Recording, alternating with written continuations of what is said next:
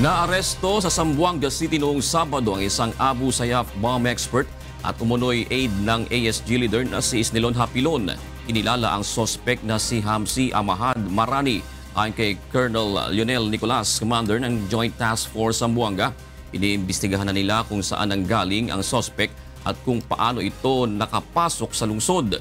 Posible anyang nanggaling ito sa Marawi City. Sa ngayon ay mas lalo pang hinigpitan ng mga checkpoint papasok ng Zamboanga City para maiwasan ang spillover ng kaguluhan sa Marawi.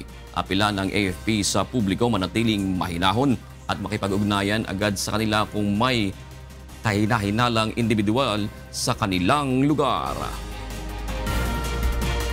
So there is no need to be alarmed. The Task Force Zamboanga has a contingency plan for all these things.